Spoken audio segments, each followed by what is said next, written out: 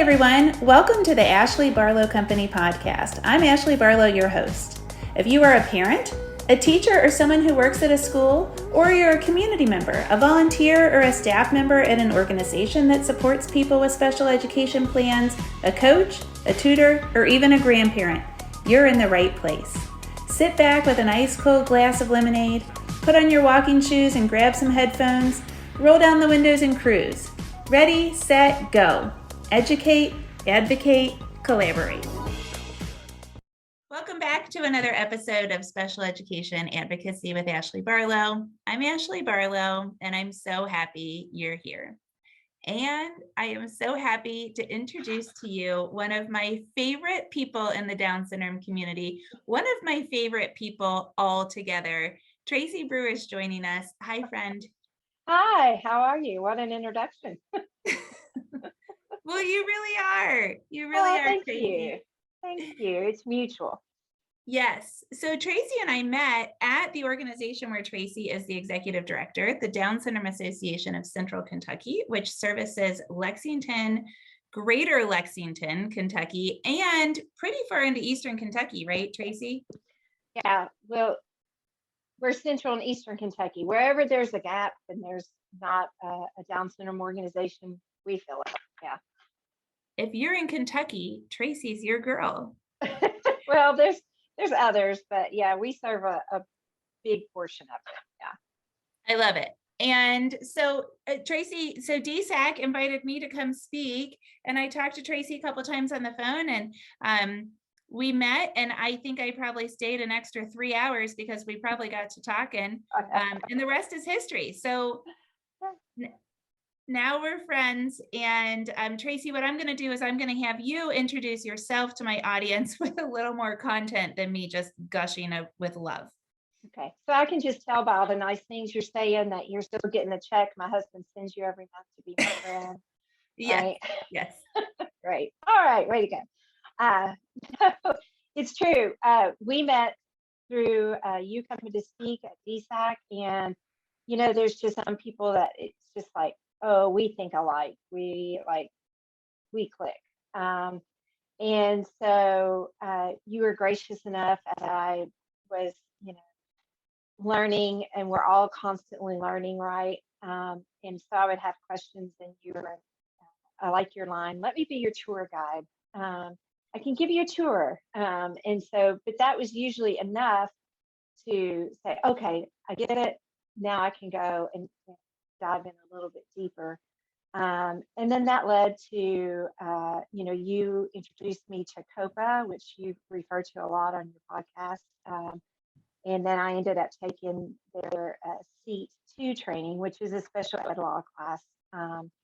And that's just really helped me a lot. So I have a daughter who was born with Down syndrome, Emily Faith, and she's 24. And, when I was going through the IEP process, people would say, well, they have to do this or they have to do that. And, it was set up to be very adversarial. And so I really liked my team, and I was blessed with a really good IEP team in her elementary school. And I didn't want to be adversarial with them, and yet I wanted to make sure that I was getting what I should get for her. There was no, I'm so old, like this is not where you had a laptop and you could Google it. That's how old I am. So, well, you feel weird if you Google in the middle of a meeting. So I don't you think you do. Yeah. But so much has changed. And I think then as I took on more of a leadership role in DSAC grew, I really felt this passion for educating other parents because there's just not much of that going on in Kentucky. I know through that training that I took, there's a lot of states that do a lot of parent education, and there's just not a lot of it going on in Kentucky. And I think that needs to change for our kids, for our parents, and for our schools. Because I think, oh, my headphone just died. I think the more we all know, the more we can all collaborate. And it doesn't have to be well, I think I should get this, or the school says we don't have to do that. Let's hash it out. Let's talk about it.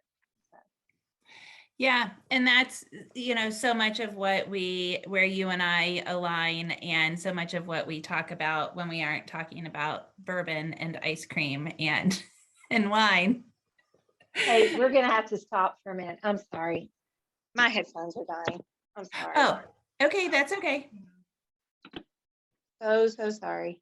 I can Yeah, hear listen you. to your, hang on. I got to switch.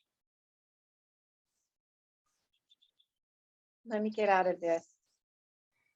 So I can hear you but you have to hear It's me just too. saying over and over, your headphones are dying, battery low. Sorry. You know what it is? It's because I listen to your. It's my fault.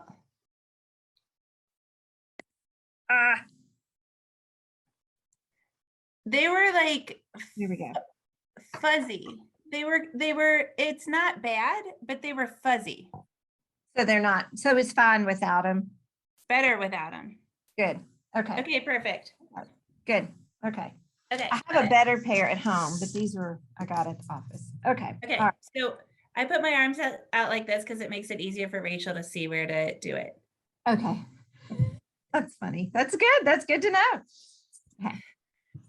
Okay, so that's incredible background, and your experience as a parent led you to a career, which led you to get more training. And so similar to the way that I approach things, when you see it from the lens of other parents too, you really can kind of look at that interest-based negotiation. You can look at it from an outside lens, which I think is such an asset. And it's something that you and I have talked about before. I don't know for my listeners that that's something that you can actually recreate all that easily, but I think that brings an added amount of wisdom to what Tracy is going to bring to you today. So Tracy, today kind of our topic is parent empowerment, but we're recording this in March, and I'm going to publish it in March because it is World Down Syndrome Awareness Month. Of course, we celebrate Down Syndrome Awareness Day on March 21st in many communities. So why don't you tell everybody why we celebrate in March on March 21st, and why it's so important? Yeah. Well, March 21st is World Down Syndrome Day because people with Down syndrome have 3 copies of the 21st chromosome. So 321, March 21st. That makes that day very meaningful. And, I could go into the background of the United Nations, adopted it, blah, blah, blah, blah, blah. But what I think is so cool about it is when you say we celebrate people with Down syndrome. I think for people who aren't in the world of living with people with a disability or living with people with Down syndrome, it takes them aback. Like, you celebrate, like you're glad, And so I love that, we actually, yes, we celebrate. We celebrate Jack, and we celebrate Emily Faith, and we celebrate all people with Down syndrome because they are to be celebrated. Our world would be not good without people with disabilities. I could have used a better adjective there, but it just would not be good. We cuss here. It's okay to cuss if you want it. You could have said shitty, Right. It boring. would be shitty. Yeah, boring. Yeah. But, and even, before I had a child with Down syndrome, I would have been one of those that was taken aback. And so I think the more we get it out there and we say, yes, my child has Down syndrome, it's great, and we, I don't think we have to shout their worth. I think, I'm not a big, I don't like that. I'm going to shout their worth, we just need to put it out there, and they will do the rest. And so all we need is we celebrate people with Down syndrome. Take it away. Yes. And that is so beautiful. At the very least, that's what we can do, is we can live out loud. We can live in a way where people notice and people see that celebration. So Tracy, the first year we did our buddy walk here in Cincinnati, I think still has the biggest buddy walk in the country. Cincinnati is a very benevolent city. And when we had our first buddy walk, it lined up on the same day as a diabetes walk. And so after the buddy walk, we almost always go to the same restaurant, and there were people there in their diabetes walk shirts. And the diabetes walk shirt said 2468, what's the disease that we hate? Diabetes. And I was like, how could you hate it? And naively, I honestly did not at that time. I now have lots of clients and friends that have children that have diabetes and friends that are diabetic, and I've talked to them more. Yeah. I don't think I understood like the anxiety piece of diabetes and how it truly is so dangerous to have diabetes, and it's so tedious to monitor diabetes and to care for a loved one that has diabetes. So I was very naive in that thought, but I also was coming from an environment where 13,000 people were walking with bright yellow or bright blue shirts on to be like, yay, Down syndrome. And I was like, why would you hate it? Why would you not embrace it? And I do think, admittedly, I think it would be very difficult to embrace something that could be like instantaneously fatal, like diabetes. And I think it's important to say that, to know that.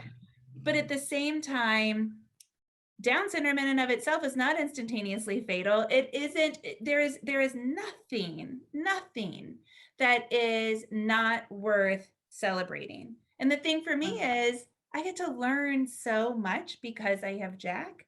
I get to see things that I wouldn't see otherwise. I get to see things differently. And I get to share my kid in a totally different way and highlight him and spotlight him differently than I would if he did not have that extra chromosome. So I agree with you. Yeah. And the people we meet along the way, so it's great. Yes. Yes, like Traci Brewer. So Tracy, I'm sure that DSAC does a celebration. Why don't you kind of just, in case some of my audience wants to celebrate World Down Syndrome Day, what are some ways that people can celebrate? Oh gosh, there's a ton of ways. So the first is really simple. It's to wear mismatched socks, and that's gone on for years and years. And I got to be honest with you, when this movement first started, I was like, I don't get that. I don't get that at all. What does mismatched socks have to do with Down syndrome? Me too. I'm a little ornery anyway. So I was like, I'm not wearing mismatched socks. I don't get it. That's silly. But then, if I will open my mind and learn a little bit, it's because socks can look like a chromosome. And so we're celebrating that everyone is not the same. Differences are good. So mismatched socks. So you can just put on a pair of mismatched socks. We've made tie-dye socks before. There's a company called Pals that does some really cute socks that kids just love and mothers rave about. My kids are all grown, so I don't have to buy their socks anymore, thank goodness. But they're evident and so they give a certain proceeds back for that. We do a lot of school presentations on World Down Syndrome Day if it falls during the week. And so, that's a great opportunity. And it doesn't have to be, anything, that takes hours and hours to put together. But even just going into, if you have a child with Down syndrome, or if you're a teacher, there's great books out there about, Down syndrome. And so just reading a book. Penn Station Subs, all up and down East Coast, is doing Roundup for Down syndrome. So take your family out to Penn Station, whatever's closest to you, and they will donate. If you round up, they will donate that to the Down syndrome organization in that area.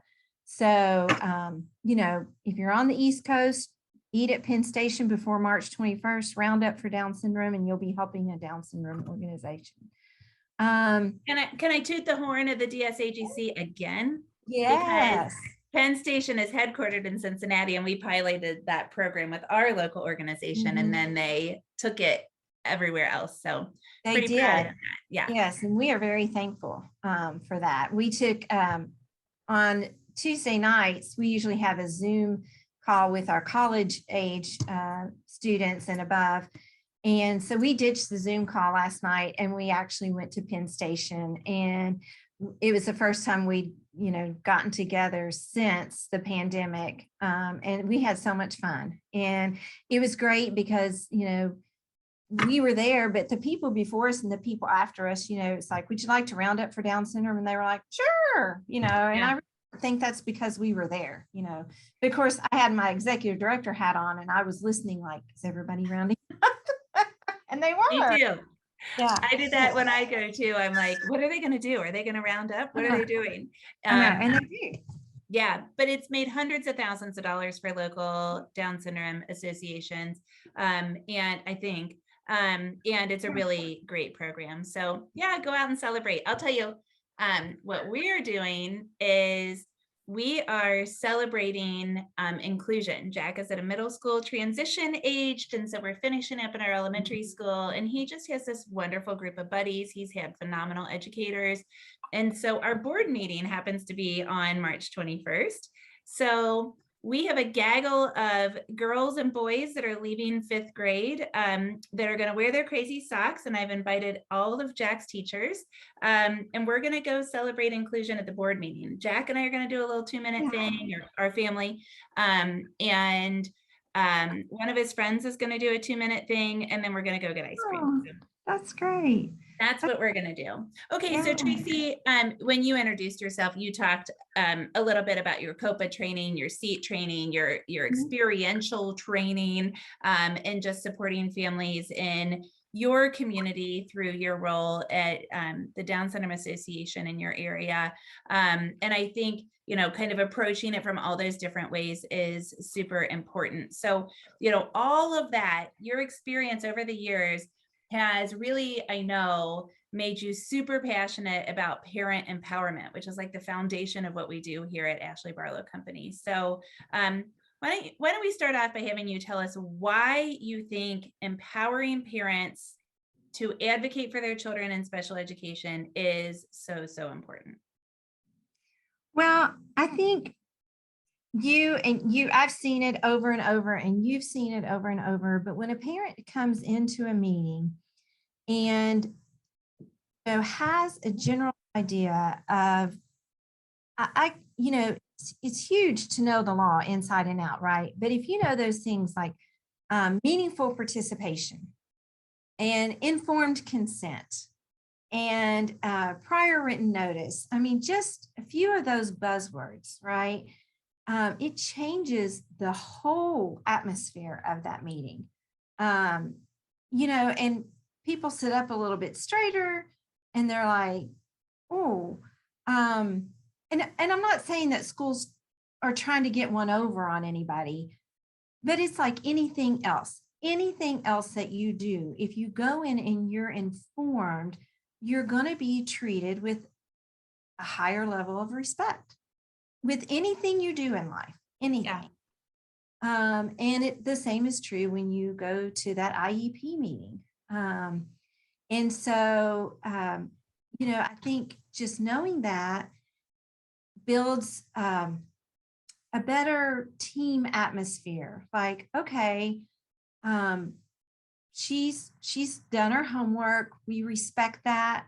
And, let's move on from there. Before, when Emily was in school, it kind of got to be a joke, because I would stop every sentence. And what does that mean? But what does that mean? Okay. And I just took crazy notes, and I wasn't being adversarial. That was how I learned. Yeah. So then, after a few years, it was like, okay, Tracy, do you know what that means? And I was like, I know what that means. But they wanted to make sure you were empowered with information, because that was a pattern that you had established.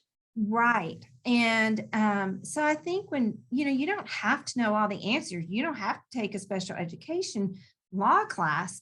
But if you go in and you've learned some, and you know some buzzwords, and you've done some reading, and you've done some homework, it builds a different atmosphere. And then, what you're saying is, I want to work together as a team. I want what's best for my child. So I'm going to ask a lot of questions. And I talk to a lot of parents who are like, oh, we don't feel comfortable asking questions. We're afraid we'll look stupid. And I'm like, no, actually the opposite is true. I think schools really appreciate when parents want to know the answers, when they ask the questions, when they're really digging in deep, like, help me understand Mr. OT, like, help me understand these scissors that you keep talking about. Can you get a pair? Can I see them? Because I know you work with them every day, but I have no idea what you're talking about. Yeah.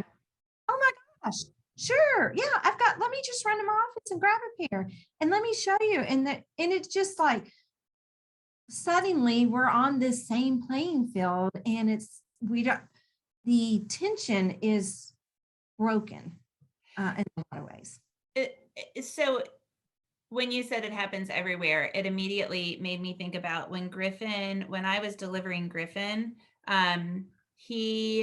so I had this terrible experience. Like, the doctor treated me like I didn't know anything. The nurse treated me like I didn't know anything. And I liked many of the doctors in my group. I had a feeling I wasn't going to like this one if he delivered my baby, and I just, couldn't hold it together long enough to not deliver him when this guy was on duty, so to speak. Well, Ashley, you could have done better than that. Come on. I mean, it's just, he was the sweetest little guy. I don't know why he didn't wait. Like, he's a waiter. I don't know why he came early, but geez Louise.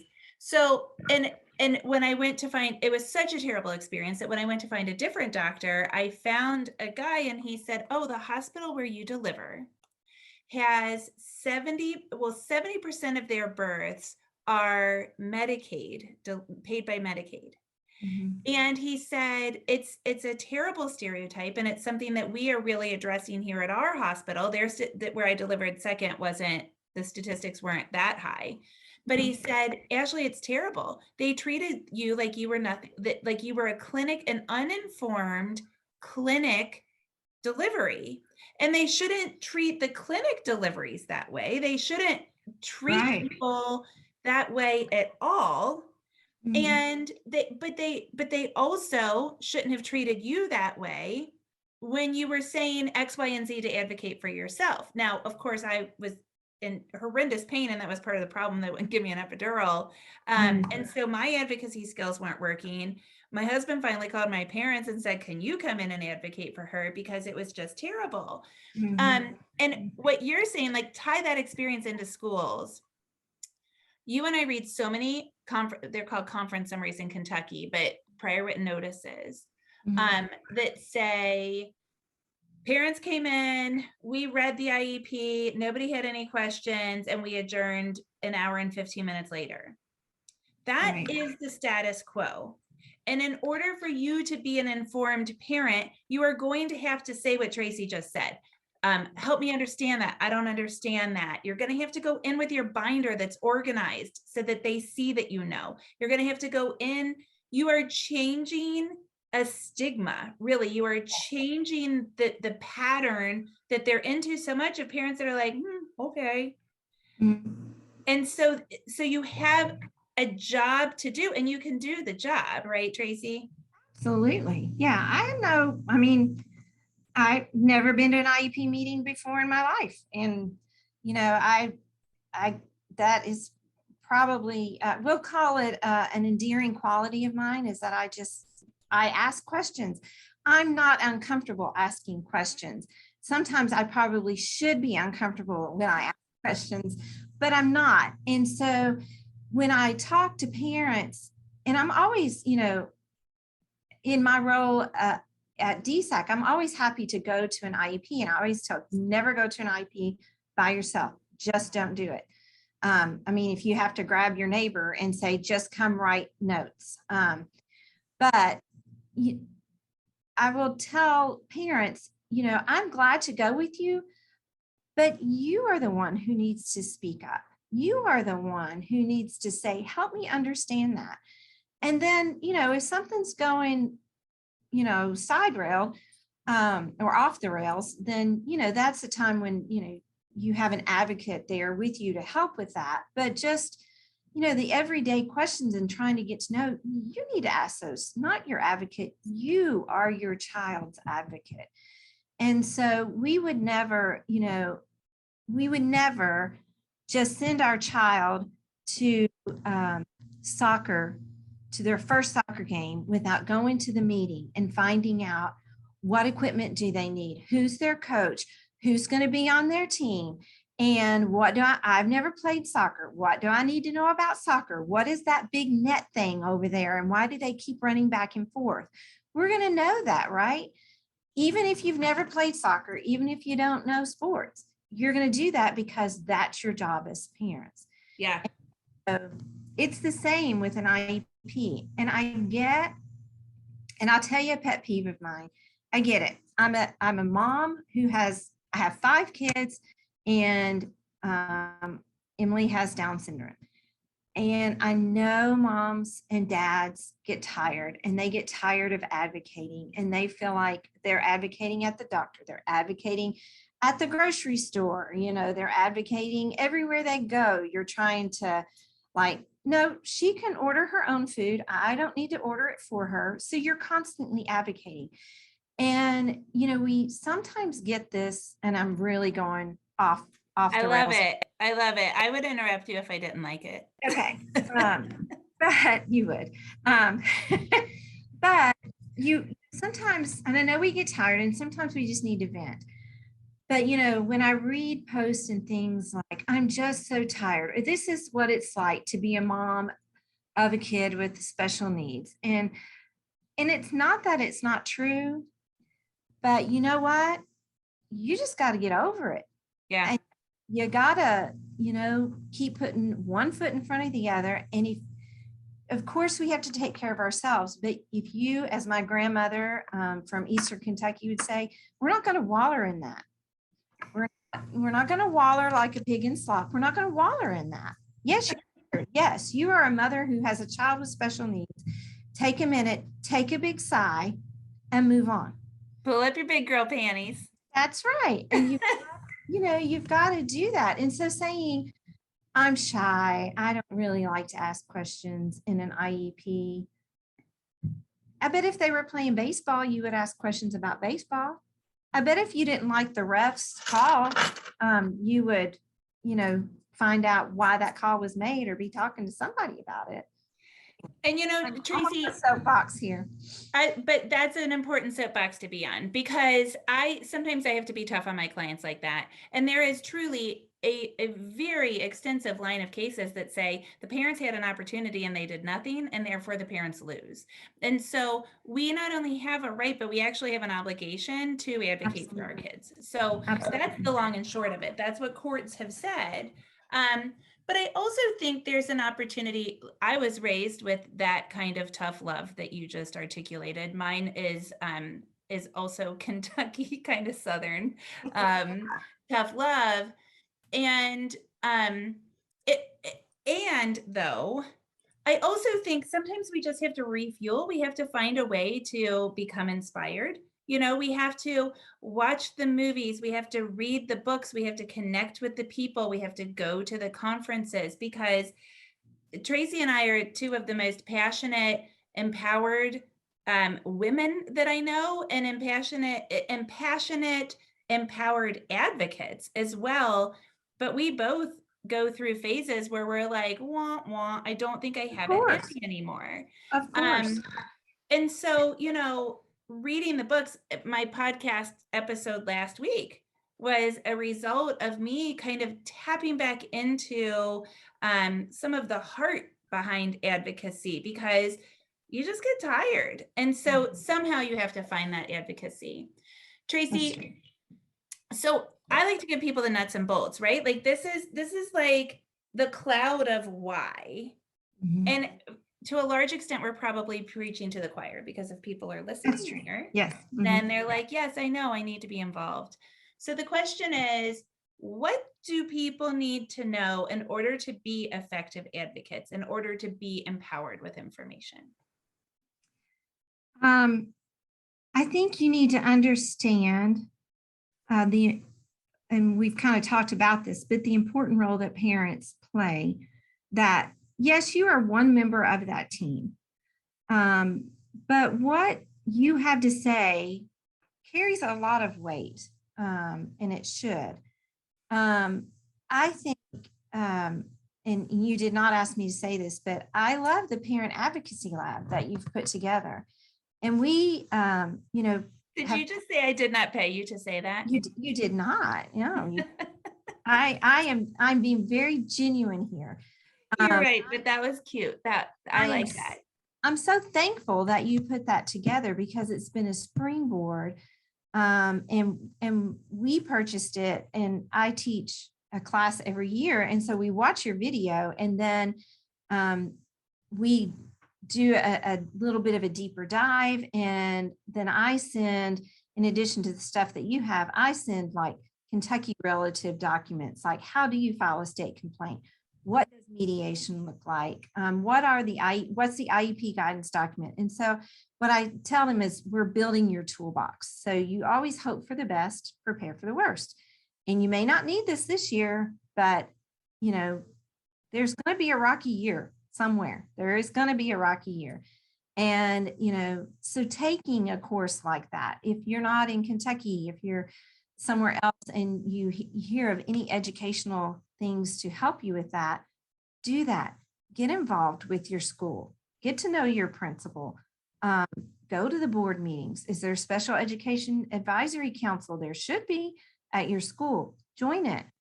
All the things that, you don't have time for, that's what you need to do. You need to read the books. A little less Netflix. Yeah, you need to, but that's really what you need to do. So, and I want to add one thing, because I agree. Like, what the lab has is the framework of the law and the advocacy strategy. Pete, you can do it through Pete Wright books. He has the framework of the law. He literally has the law published in a book. And then there is Pam, what he says is Pam Wright's book, but it's written by both of them, From Emotions to Advocacy. That is the framework and the negotiation strategy. You can do it with other negotiation books. You can do it with other special education books. But I think another important thing is the content. So if your child has ADHD, I think it's super important to read about ADHD and to see what matches you. I'm in my home office, and there is probably 20 inches of books on ADHD. As I try to figure out Jack, I continue to try to look. If you want to have an inclusion article, you need to buy the Paula Cluth books and read, not article, argument, and read about inclusion. If you have dyslexia, you've got to read Sally Shayowitz's book. And I think that's so valuable. So you have to know the special education framework, the content, sometimes even teaching strategies, and then how to get it, the advocacy piece of it. And if you can match up that triangle of knowledge, then you've got it. And there are efficient ways to get it, right? Right. And, I think, and I was so naive. I was like, oh yeah, well, I'm sending my daughter to school and they know all about Down syndrome. No, they don't. They know a little bit about it. They're really thankful when you come in and say, hey, I read this book, How to Teach Reading to People with Down Syndrome. And we've been doing this since Emily was 4. And, could we find a way to do that? That's how Emily learned to read. And she learned it in kindergarten and first grade. But all the kids learned using the same strategies. So was it Natalie Hale? It's, I've got it on my bookshelf over here. I know. Children with Down syndrome. Natalie Hale, A Whole Child Reading? No, it's we used Whole Child Reading by Natalie Hale. Deanna Horsemeyer. Tracy and a horse mire is what Tracy used, both endorsed by us. I agree entirely. So Tracy, last question. One of my favorite things, I think it might be my favorite thing, but I didn't think about it long enough. So I'm just going to put it in my top 3 favorite things about Traci Brewer is your empathy. So you and I just displayed that we were not raised with sympathy. Nobody ever felt sorry for us. And you and I each, I always say God forgot to sprinkle from the sympathy shaker when he made me. I just don't ever really feel sorry for people. It was like, oh, sympathy, we'll just leave that out. My whole family's like this. My whole family.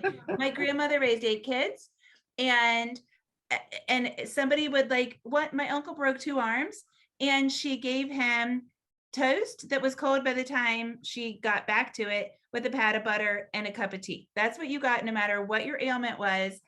Cold toast. Figure it out. Cold toast with unmelted butter and a cup of tea. And I say to my kids, I hope you feel better. And that's it. My husband had cancer. I hope you feel better. I don't feel sorry for people, but I have this crazy empathy. And I think that's why I appreciate it when I see it in other people. And your empathy, your ability to look at somebody else's perspective, to step into somebody else's shoes and to really say, I wonder how they're feeling. And then to act on your intuition, on what your body gives you by way of that, is just impeccable. So, well, thank you.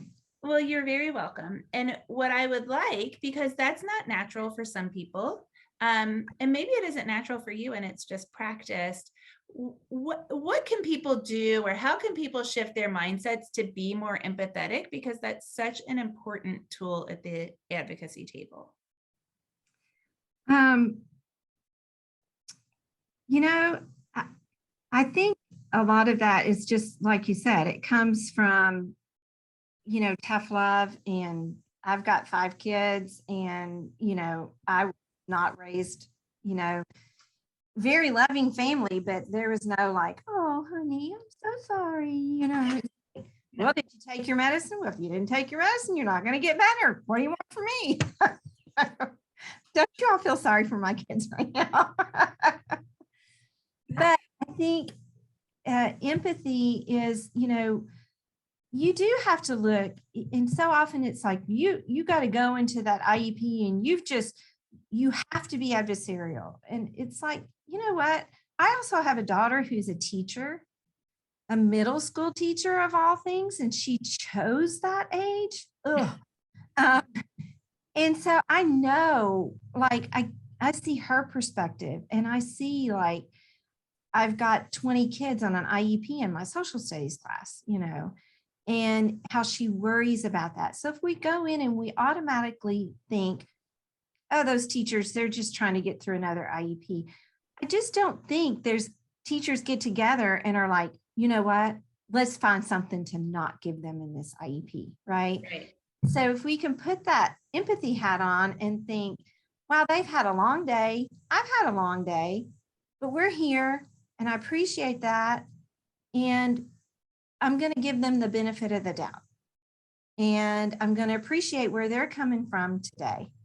And then after you've done that, and if you're an intuitive person, then you're going to know, okay, I've given you the benefit of the doubt and it's not working. Yeah. So, but for the most part, but the thing about empathy is when you give it, you'll get it right back. And so we have to give it first. You give it, you'll get it right back. Yeah, you will. That might be the secret, and it's so simple, but that might be the secret, and that might be why you're good at what you do. Well, I appreciate that. But, when I'm behind the elderly person that probably should not be driving on the road right now, I think, oh gosh, in another 20 years, that's going to be me. I'm going to be the person. I'm not going to speed around them or honk my horn or whatever. Well, you can think, right. You can think about how wildly terrible that's going to be for you. And so you give those people a little bit more grace. Yeah. I could not be a teacher. Oh, yeah. Yeah. I tried it. Tracy, how can people find DSAC? You have a phenomenal website with lots of resources that I'm sure would benefit people that aren't even in Kentucky. So how can people find DSAC online? Absolutely. So it's Down Syndrome Association Central Kentucky. So the acronym is DSACK.org. And that's our website. We're on Instagram, we're on Facebook, Twitter, all the social medias. So we'd love to have you drop by, and my contact information is on the website. So always happy to talk to anyone and help any way I can. Thank you so much for joining us. Thank you for inviting me. I appreciate it. I'll see you guys next week, same time, same place. Bye.